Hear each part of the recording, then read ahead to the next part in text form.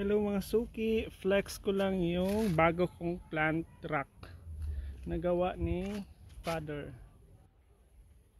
Yan. So hindi pa tapos, initial pa lang ito. Yan, initial.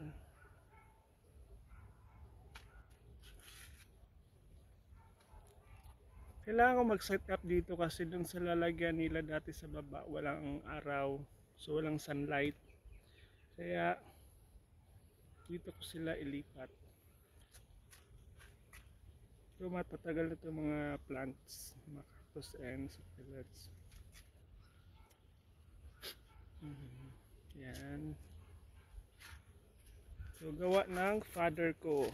Siya nag-welding. Siyempre ako yung design. Collaboration of father and son.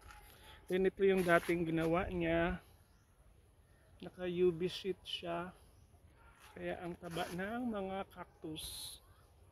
Kailangan talaga nilang araw kaso lang masikip na dito. Kailangan ko magdagdag. So far doing well naman sila. Yan, 3 layers. Hindi ko pa naayos kasi nga bago pa lang. So kalat pa.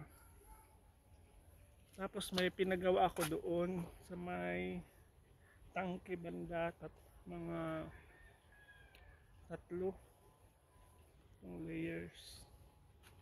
Balik tayo dito. Ayan. DIY lang ito mga suki. Kasi may welding kami dito.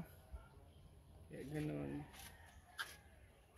Doon ang babuyan. So pag akyat mo dito,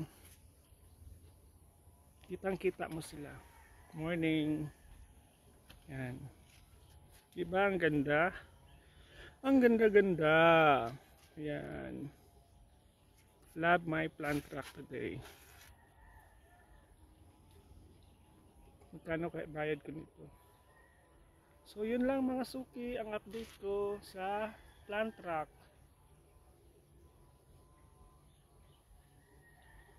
Ang ginastos ko pala dito sa materials nasa ano lang 3,000. Tapos meron kaming welding. Okay, thank you for watching mga suki. Bye bye mga